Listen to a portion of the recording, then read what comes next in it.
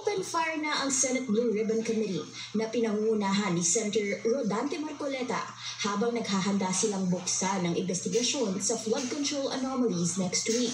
Challenging man, inamin niya sa isang interview na ibubulgar niya kung paano nakikinabang ang mga opisyal at contractors habang lugi naman ang mga komunidad sa substandard projects. Maging si Senator Ping Lacson magsasalita na rin. Sa social media na X, inanunsyo niyang ready to rumble na siya para tumugon sa panawagan ng Pangulo na i-expose ang ghost at substandard flood control projects.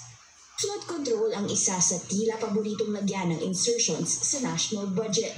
Matatanda ang nakuha ng BNC ang isang dokumento na bumunyag sa tila hundreds of billions worth of insertions sa 2025 budget. Karamihan dito napunta umano sa mga infrastructure ng DPWH. At ang Pangulo mismo ang nag-announce na ang palpak na projects dapat imbestigahan at panagutin ng mga sangkot.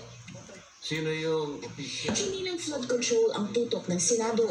Umarangkada na rin si Marcoleta sa issue ng online gambling nitong linggo.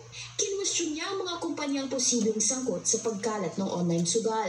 Isa rito ang AB Leisure Exponent Incorporated na siya umanong nagpapatakbo ng mga kilalang platform gaya ng DigiPlus.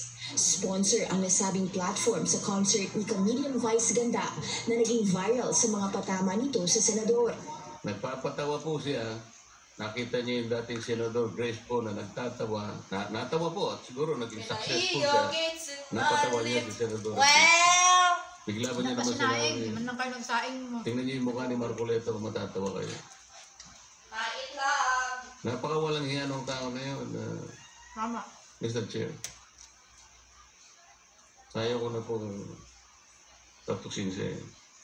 Giit ni Marcoleta, ginagamit ng mga kumpanya ang celebrities para i-promote ang kanilang brand habang may dagok at addiction na pinagdaraanan ang mga ordinaryong Pilipino. Umapela rin siya sa Bangko Sentral na isuspinde ang kakayahan ng e-wallets para magamit sa online sugal.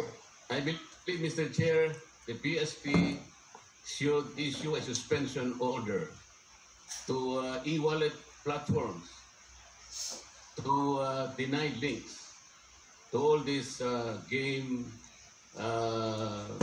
online game platforms para wala nang pag-uusapan. Nakatakdang magsimula ang Senate Blue Ribbon hearing ni Marcoleta sa August 19. Para sa Agenda Weekend, Hannah Key, Billionario News Channel.